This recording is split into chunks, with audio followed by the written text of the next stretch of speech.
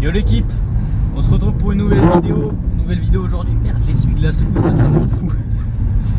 Nouvelle vidéo aujourd'hui, ça faisait quand même pas mal de temps que j'avais pas fait de vidéo et ça je tenais à m'en excuser. J'avais pas trop de contenu à l'heure actuelle. Putain, il y a du monde. J'avais pas trop de contenu à vous proposer, donc j'avais pas envie de sortir une vidéo vide. Comme en fait à chaque fois l'excuse que je vous dis d'habitude. Il y a vraiment du monde. Donc voilà. Donc c'est pour ça que je vous ai pas sorti de vidéo. Aujourd'hui je vous fais une petite vidéo assez spéciale. Normalement je l'avais déjà un peu spoil. Peut-être pas, je sais plus si je l'avais spoil en vidéo ou alors directement sur Insta ou en communauté YouTube ou en short, je sais plus du tout. Je sais vraiment plus.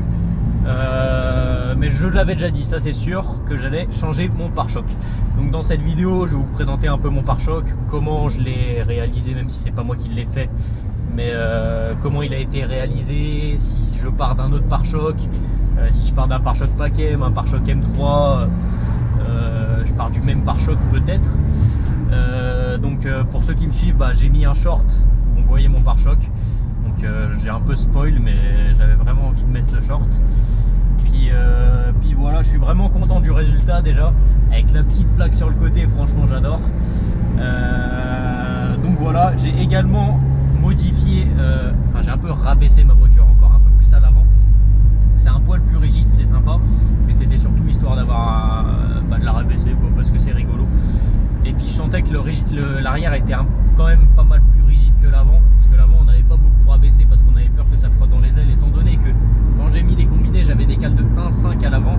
Là j'ai plus de cales, donc je l'ai quand même bien tassé plus à l'avant. Je passe pas 2 doigts, je passe 1,5 doigt et j'ai pas des gros doigts. Donc voilà, l'arrière je peux pas plus le rabaisser hein. On est déjà très bien. Peut-être je peux le rabaisser un petit poil, mais après là j'ai vraiment peur que ça frotte. Là ça frotte pas du tout, malgré que des fois je prends des grosses bosses etc. Ça frotte pas du tout, donc je vais pas toucher à l'arrière en tout cas pour l'instant. Peut-être je vais y retoucher un jour pour vraiment rééquilibrer les trucs, parce que des combinés ça bouge hein. Des fois ils se rabaissent tout seuls, des fois ils se montent tout seuls, parce que voilà, c'est pas, faut toujours les régler, faut vérifier de temps en temps. Après à vue d'œil ça bouge pas, donc pour l'instant j'y touche pas. Nürburgring bientôt, vraiment soon. Je suis excité de fou les gars, je suis excited là, je suis vraiment excited. Ça fait tellement longtemps que j'y pense là, ça va être vraiment fou. Avec mon nouveau pare-choc, je change mes pneus lundi. En vrai j'aurais pu garder mes pneus, mais étant donné qu'à l'arrière ils sont mangés, il manque quelques morceaux sur l'arrière gauche. Enfin avant c'était l'avant gauche que j'avais tapé, enfin le pneu, j'avais mangé un vibreur un peu trop fort à Folembray, donc ça m'avait bouffé le pneu de fou. En fait il y a un mec qui me mettait la pression derrière, et j'ai pas supporté la pression, j'ai tiré à moitié tout droit, j'étais en panique.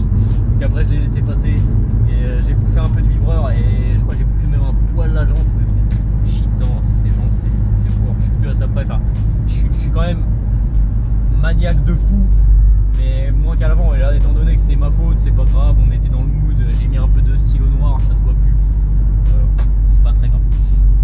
Et surtout merci aux pneus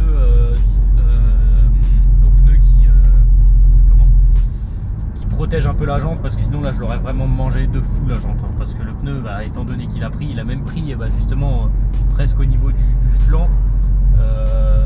C'est pour ça que je vais changer, étant donné que j'ai switch avant-arrière du coup. Mes avant ils sont bien mangés, enfin avant c'était les arrières qui étaient mangés, et vu que je les ai switch, les avant ils sont vraiment au témoin, à l'arrière ils ont encore de la marge, mais étant donné comme je vous ai dit le pneu est mangé, j'ai pas envie de tenter le diable. Et s'il y a un jour la marée chaussée qui m'arrête, qui voit ça, les pneus avant lisses, enfin pas lisses mais au témoin, et les pneus arrière où il manque des morceaux, tu vois, c'est pas top. Et puis j'avais commandé mes pneus depuis un moment, donc j'avais envie de les monter. Là j'étais en train d'éco, mais de toute façon le NURB c'est bientôt, donc fallait vraiment que je les mette, et j'avais pas envie de partir justement avec des pneus pas fous. Même si en vrai je sais pas ce que ça va donner les Toyo Proxess TR1. Vraiment c'est des très bons pneus. Pour moi j'ai pris la meilleure gamme pneus homologués. Enfin après pneus homologués hors semi-slick, parce que j'aurais pu prendre les Toyo semi-slick, mais déjà ça coûte une couille. Et étant donné que je fais vraiment que de la route, hein, c'est vraiment très occasionnel le circuit, et maintenant je vais éviter tout ce qui est petit circuit, parce que la chauffe des freins sur Fall en Bray, t'es toujours en train de freiner, t'es toujours sur les freins, c'est pour ça que ça me fait des putains de vibrations. Le NURB, j'aurais pas ce problème, j'espère. Donc ça servait à rien que je mette du semi-slick. Je les aurais plus sneakés qu'autre chose. Donc au final, je les aurais bouffés et j'aurais été bon pour un train de pneus dans 4 mois. Donc ça aurait été pas top. Et ça se trouve, dans les 4 mois, j'aurais même pas fait de circuit. Donc ça aurait vraiment rien servi. Merde! Une jeu de moto à 3 roues folles. Je sais pas comment ça s'appelle. Je suis pas motard. Et puis voilà. Donc du coup, on a fait toute la peinture du pare-choc, ce qui est logique. En gros, on a agrandi la grille à l'avant. Sur le papier, ça sert pas à grand chose parce que, étant donné qu'il y a la traverse, j'aère pas grand chose. Mais vu que la grille est plus grosse, logiquement, ça aère quand même mieux l'échangeur. Donc c'est quand même cool. Et c'était surtout, en fait, je faisais ça pour le design. Et si, imaginons, je vois que ma voiture chauffe trop et vu qu'elle chauffe pas, ça servait vraiment à rien que je découpe la traverse ou que je fasse des trous dedans pour que ça aère mieux. Bah, je vais laisser comme ça. Hein. Franchement, je vais laisser comme ça. Et franchement, le design est franchement insolite. Avant, je préférais l'arrière avec la grosse sortie. Maintenant, l'avant, il me procure une jeune érection folle. C'est macabre. C'est franchement macabre. En plus, ça faisait longtemps que je l'avais pas roulé l'auto là. J'ai l'impression quand je la roule pas, elle est saine de fou. Le volant vibre pas. Enfin, après, elle est saine la caisse. Hein. Mais des fois le volant il vibre pas, des fois il vibre. Moi j'ai passé un coup de nettoyant frein sur les freins. Elle a pas bougé pendant 4-5 jours. Enfin 4 jours c'est déjà énorme. Hein. Moi je suis pas bien, j'y pensais tous les jours.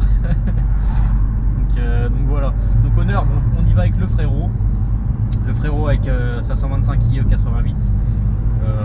Les cartos de base c'est une 218.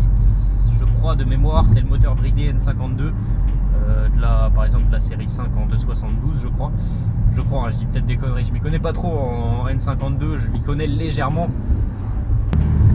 On y va aussi avec le frérot avec sa RX8, donc c'est une RX8, l'année je saurais pas vous dire, c'est une 235 chevaux, c'est la phase avec le plus de chevaux, enfin, je sais pas si c'est phase 1, phase 2 quand c'est l'autre phase, enfin l'autre phase du coup je sais pas, mais quand c'est l'autre version avec les 210 ou les 205 chevaux, je sais plus c'est combien. Ah mais elle fait plus de bruit.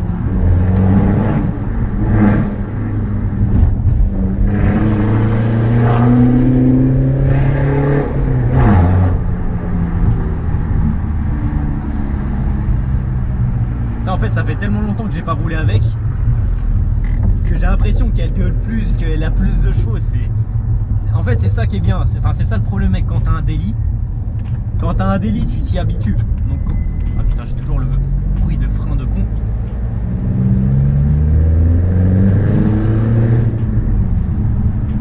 T'as l'impression qu'elle a plus de chevaux, elle fait plus de bruit, c'est incroyable. Mais vu que c'est mon délit, je m'y habitue un peu. Mais enfin, cette caisse, comparée à la Golf, je m'y habitue pas, tu vois, je prends toujours du plaisir de fou à la rouler, c'est vraiment une folie, j'adore. Donc là on va laver l'auto.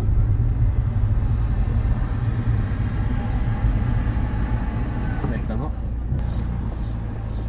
Puis revenons au Nürburgring pour finir le sujet là-dessus, enfin le sujet, avant que je lave l'auto et que je vous présente après le pare-choc. Le frérot avec la RX8, le frérot avec la 125i dont il ne peut pas venir avec la Clio RS, vous savez pourquoi.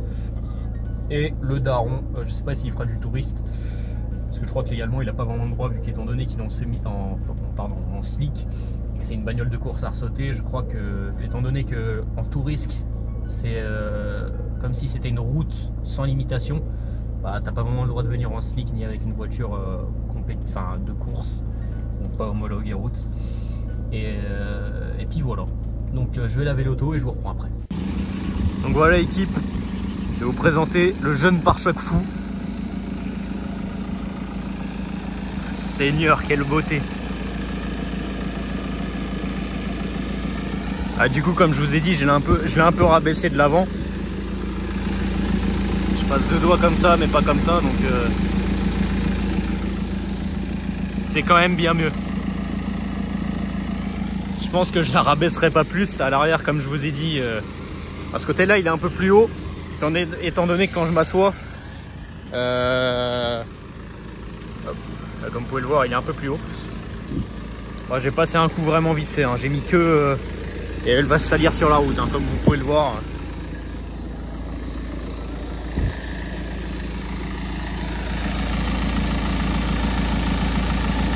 Ah, franchement, le taf est vraiment bien fait, hein.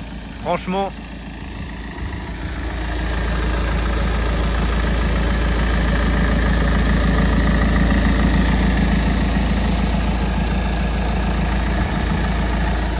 le taf est vraiment bien fait. Après, pour la plaque, je sais pas si ça tiendra dans le temps, vu que c'est pas des... c'est des chiffres qui peuvent se barrer. Et même le rivet, vu qu'il est un peu sur le côté, comme ça. J'espère que ça tiendra. Normalement, ça va tenir. Putain, elle est magnifique. Quand tu regardes la face avant, là. Franchement, la face avant, actuellement, il manque des Angelize. Et encore, là, pour l'instant, les phares me font kiffer, même si c'est pas des Angelize.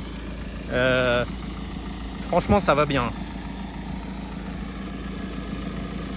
Putain, elle est magnifique. Elle est magnifique, les gars. Franchement, je suis super content. En plus, elle est un peu plus rabaissée. Je pensais mettre une lame. Mais là, je pense qu'une lame, je vais vraiment être super bas par rapport au sol. Là, franchement, ça va, vu que c'est pas le pare-choc Pacem. Au milieu, il y a un petit... ça fait une petite vague comme ça, mais de l'intérieur. Donc voilà, en plus, on voit un peu l'échangeur. C'est un peu stylé. Même si c'est l'échangeur stock. On voit l'échangeur, on voit aussi la grosse traverse. Donc non, franchement les gars, je suis super content. Je suis franchement super content les gars. Les petites jantes qui vont bien. Franchement le projet est, enfin j'allais dire bientôt fini, non. Mais le projet avance franchement super bien. Putain, je l'ai lavé, il y a déjà des merdes, des fleurs jaunes là. Bon, c'est ça que je vous parlais par rapport aux pneus. Sinon les pneus sont bons, hein. Ils sont pas encore au témoin. Mais ils sont bien, tu sens qu'ils ont chauffé quoi. Et la jante, je sais plus c'est où que je l'avais tapé, mais ouais, c'est là. Il manque un morceau, mais j'ai mis du noir, ça se voit pas.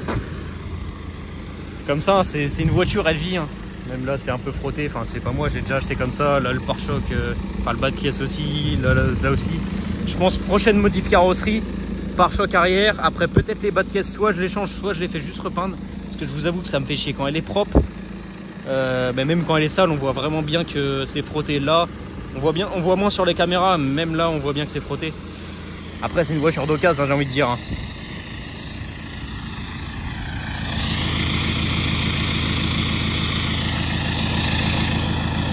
Elle chauffe, hein. Donc voilà les gars, franchement je crois que je vous ai tout dit. Ça sera une vidéo 10-15 minutes je pense. Enfin, je suis pas sûr parce que j'ai quand même beaucoup parlé en vidéo et dans ce rush là. Donc je vous dis à la prochaine pour une prochaine vidéo. Ciao.